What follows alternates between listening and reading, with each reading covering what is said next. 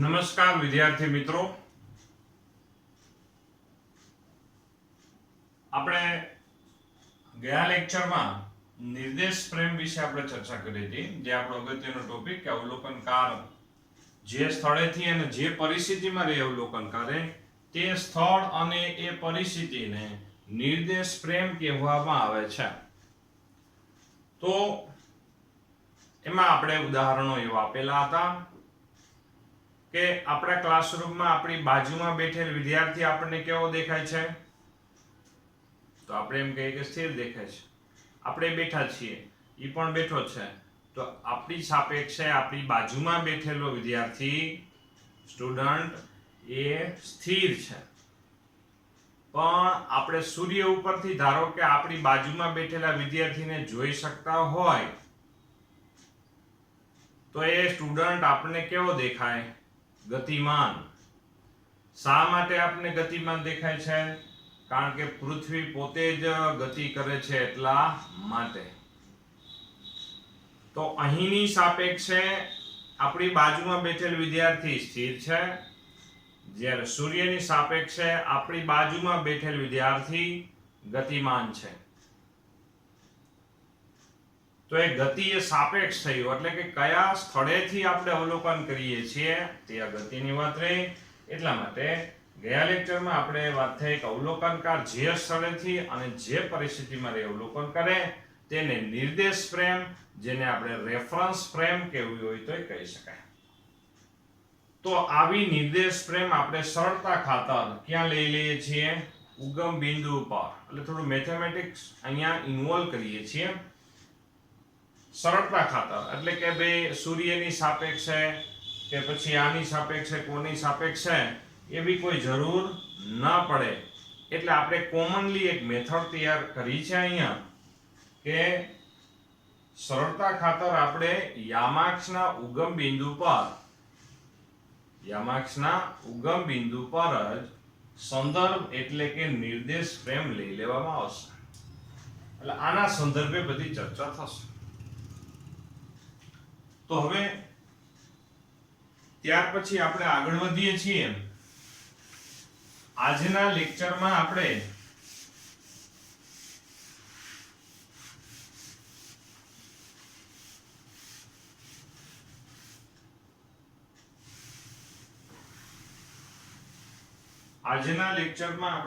પથ લંબાઈ આવશે. જો આપણે લીધામાં એના પછીનો જે 1, 2 અને 3 પરિમાણમાં ગતિ પછીનો જે ટોપિક છે આપણો પથ લંબાઈ. તો ભાઈ પથ લંબાઈ એટલે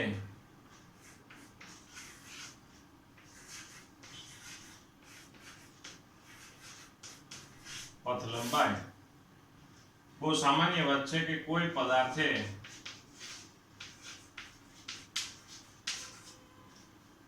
આપેલ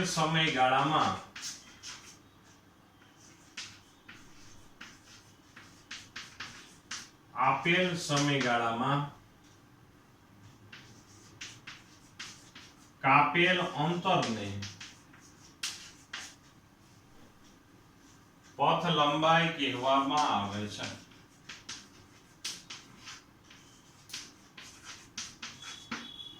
કોઈ પદાર્થે આપેલ સમયગાળામાં કાપેલા અંતરને પથ લંબાઈ કહેવામાં આવશે.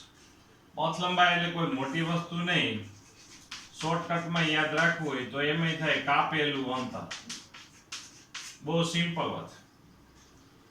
પથ લંબાઈ એટલે કાપેલા અંતરને જ આપણે પથ લંબાઈ કહેવામાં આવે છે. કાપેલા અંતરને જ પથ લંબાઈ કહેવામાં આવશે.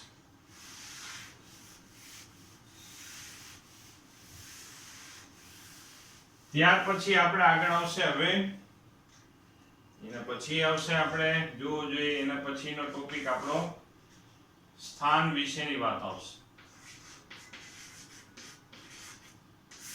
સ્થાન, પોઝિશન. હવે જોવું જોઈએ આપણે સ્થાનનું વર્ણન કરવું છે. તો સ્થાનનું વર્ણન કરવા માટે હું ધારો કે તમને પ્રશ્ન પૂછું કે ભાઈ તમારું ઘર ક્યાં આવે? તમારું ઘર ક્યાં આવે એટલે કે આપણે સ્થાનની વાત કરી. તો તમે એમ પ્રશ્ન કરશો કે ભાઈ મારું ઘર છે કંઈક તમે એમ સરનામા માટે આપણે એમ કહેશો કે આ સોસાયટી છે, આપણે પૂછશું કયા સિટીમાં, એવી રીતે કંઈક તમે સરનામું આપશો. પણ એવું જે પિનકોડ વાળું સરનામું અહીંયા ન ચાલે. અહીંયા આપણે છે અંતર અને દિશાથી આપણે કહીએ કે ભાઈ તમારું ઘર છે અહીંથી ઉત્તર દિશામાં 20 કિલોમીટર દૂર છે. તો જો કેટલી વાત થઈ આપણે ઉત્તર દિશા એટલે દિશાની વાત થઈ, 20 કિલોમીટર એટલે અંતરની વાત થઈ. અહીંથી એટલે આ રેફરન્સ પોઈન્ટ લીધો. રેફરન્સ એટલે કે સંદર્ભ બિંદુ, બરાબર. એટલે 3 વાત કરવી પડે. નહીતર જો સંદર્ભ બિંદુનો ઉલ્લેખ કરવો જરૂરી આપણે. એટલે કે સ્થાનનું વર્ણન કરવા માટે પહેલો મુદ્દો આપણો આવશે કે ભાઈ સ્થાનનું વર્ણન કરવા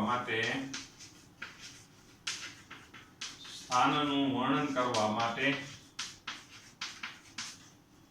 અંતર, દિશા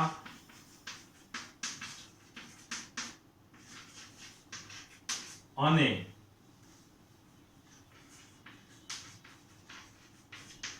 સંદર્ભની જરૂર પડે. 3 વસ્તુની જરૂર પડશે. જોજો અંતર, દિશા અને સંદર્ભ બિંદુ, બરાબર, રેફરન્સ પોઈન્ટ. સંદર્ભ બિંદુ શું કામ? ધારો કે હું એક સરનામું કહું કે મારું ઘર પૂર્વ દિશામાં 1/2 કિલોમીટર.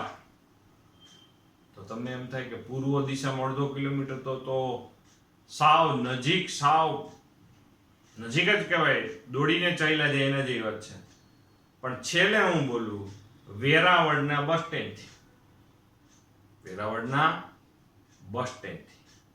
એટલે સંદર્ભ બિંદુ એટલે રેફરન્સ ક્યાં વયો ગયો? વેરાવળના બસ સ્ટેન્ડથી પૂર્વ દિશામાં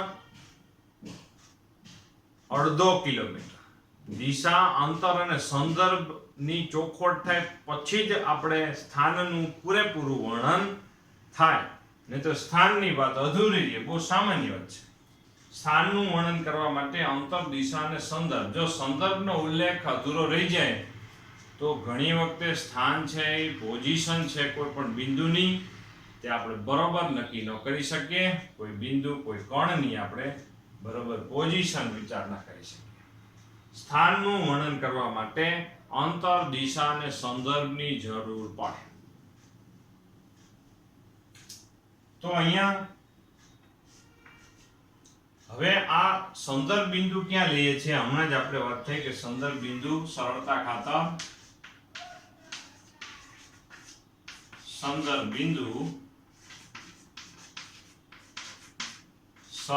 ખાતર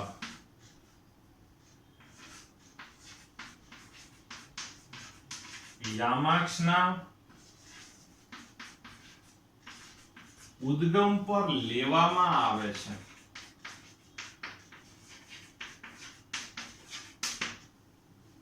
સંદર્ભ બિંદુ સરળતા ખાતર યામાક્ષના ઉદ્ગમ બિંદુ પર લેવામાં આવે છે. એટલે કે કંઈક આવી વાત થઈ કે ભાઈ ધારો કે આપણે આ સમજી લો કે આપણે આ x અક્ષ છે, આ y અક્ષ છે, અને બોર્ડની સપાટીને લંબરૂપ એ z અક્ષ. અહીં દર્શાવી તો આપણે આમ દર્શાવી શકાય z અક્ષ. હવે અહીંયા છે આપણી પાસે આવી રીતે x અક્ષ હોય તો 1 2 3 4 5 આવી રીતે આપણે લખી શકાય. અહીંયા છે આપણે એવી રીતે 1 2 3 4 5 6.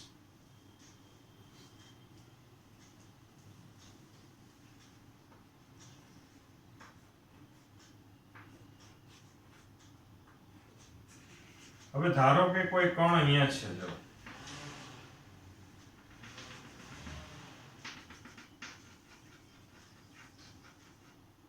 અહીંયા ધારો કે આ P બિંદુ છે અને તે કોણ નો એક્સિયમ જોવો જોઈએ. કોણ એટલે આમ સામાન્ય રીતે શું થાય કે બિંદુવત દળ ધરાવતા પદાર્થને આપણે કોણ કહેવામાં આવે છે? બિંદુવત દળ ધરાવતો. બિંદુવત એટલે એક ટપકા જેવો નાનો એમ. બિંદુવત દળ ધરાવતા પદાર્થને કોણ તરીકે વિચાર કરી શકાય. કોણ શબ્દ આમ જો તો ઘણી વખતે આપણે અભ્યાસમાં વાતમાં કોઈ પણ જગ્યાએ ચર્ચામાં આપણે એનો ઉલ્લેખ કરતા જોઈએ છે અને સાંભળતા જોઈએ છે. કોણ એટલે દળ ધરાવતા બિંદુવત પદાર્થને કોણ કહેવામાં આવે છે. તો અહીંયા કોણ આ જે કોણ અત્યારે P બિંદુ ઉપર છે તો એ P બિંદુના યામ આપણે શું આવશે જોવું જોઈએ. P બિંદુના યામ આપણા માટે જો x યામ 2 અને y યામ 3. તો આ થયું એનું પ્રારંભિક સ્થાન. સ્થાનને અત્યારે ધારો કે હું r વેક્ટર વડે દર્શાવી દઉં. આ શરૂઆતનું સ્થાન છે એટલે r1 વડે દર્શાવ. ઉપર મેં જો તીર કર્યું છે. તીર એટલે એનો મતલબ એવો થયો કે આમાં દિશા સહિત વાત થાય છે. બરાબર, દિશા સહિત વાત થતી હોય એ ભૌતિક રાશિને આપણે ઉપર તીર વડે દર્શાવીએ છીએ. અત્યારે આ કંઈ તમને ટેક્સ્ટમાં આ બાબત તમને હું લખું છું આ બાજુ એ તમને નહીં દેખાય. આગળ જતા ચોથા ચેપ્ટરમાં એમાં આવશે એટલે ટેન્શન ન લેતા. અત્યારે હું તમને એક ડેમોન્સ્ટ્રેશન આપું છું કે સંદર્ભ બિંદુ સરળતા ખાતર યામાક્ષના ઉગમ બિંદુ પર લેવામાં આવે એટલે આ થઈ ગયું આપણા માટે સંદર્ભ બિંદુ. આના રેફરન્સે વાત થાય. હવે કોઈ કોણ અહીંયા છે ને એ કોણના x યામ 2 અને y યામ 3 એટલે એના યામ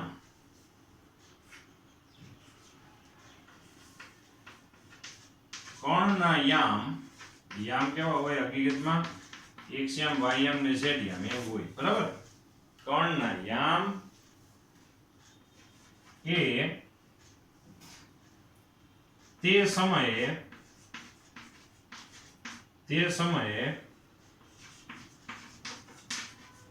સંદર્ભની સાપેક્ષે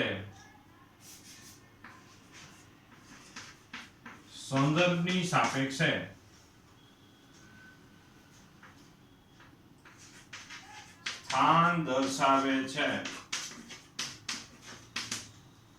કોણના યામ એટલે કે આ જે કણના યામ છે તે કોણના યામ આ 2 અને 3 જે આપણે વિચાર કર્યા તે.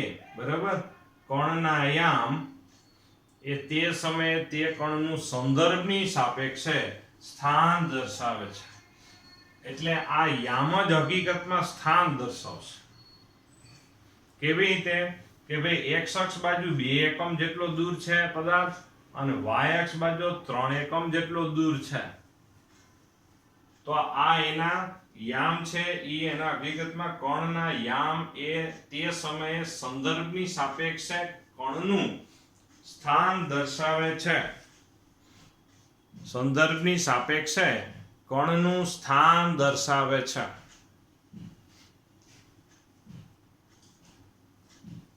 ફરીથી કણના યામ એ તે સમયે સંદર્ભની સાપેક્ષે સ્થાન દર્શાવશે.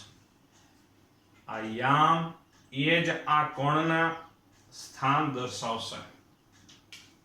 હવે જો સમયની સાથે આ યામ અચળ રહેતા હોય તો કોણ સ્થિર છે એમ કહેવાય. ધારો કે અહીંયા ને અહીંયા કોણ પડ્યો રહેતો હોય તો એના યામ સ્થાનના યામ બદલાય નહીં. તો સ્થાનના યામ બદલાય નહીં તો કોણ સ્થિર છે તેમ કહેવાય. તો અહીંયા આપણે લખી શકાય કે ભાઈ કોણના સ્થાનના યામ સમય સાથે અફર એટલે કે બદલી ન શકાય. કોણના સ્થાનના યામ સમય સાથે અફર એટલે કે અચળ અથવા તો ન બદલાતું એમ. કોણના સ્થાનના યામ સમય સાથે અફર રહે તો કોણ સ્થિર છે તેમ કહેવાય. કણના સ્થાનના યામ એ સમયની સાથે બદલાતા ન હોય એટલે કે અફર રહેતા હોય તો કણ સ્થિર છે તેમ કહેવાય. કણના સ્થાનના યામ સમય સાથે બદલાય નહીં તો કણ સ્થિર છે તેમ કહેવાય. છેલ્લો મુદ્દામાં કણના સ્થાનના યામ સમય સાથે જો બદલાઈ જતા હોય તો કણ ગતિમાન છે તેમ કહેવાય. સ્થિરની જગ્યાએ ગતિમાન લખી નાખવાનું, અફરની જગ્યાએ બદલાય એમ કહી દેવું. તો હવે ધારો કે એનું આપણે ડેમોન્સ્ટ્રેશન આપી દઈએ કે ધારો કે અહીંયા છે કોણ છે એ માની લ્યો કે અહીંયા પહોંચી ગયો.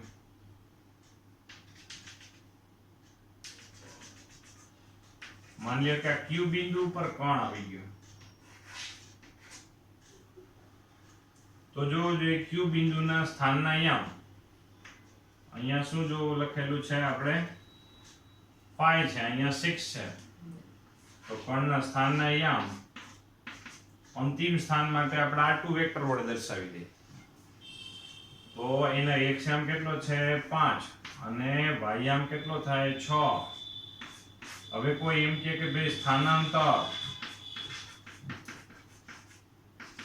સ્થાનાંતર આપણે તમને ખબર હોય તો સ્થાનમાં થતા ફેરફારને સ્થાનાંતર કહેવામાં આવે. કણ અહીંયા હતો અને અહીંથી અહીંયા પહોંચી ગયો.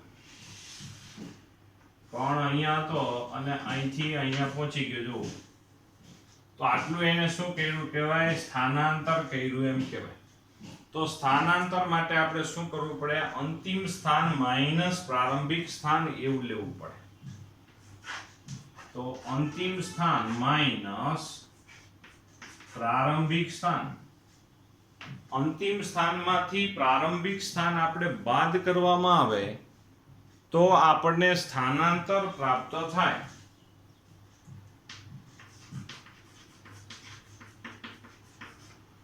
તો સ્થાનાંતર બરાબર જો અંતિમ સ્થાન 5 6 અને પ્રારંભિક સ્થાન શું છે 2 3.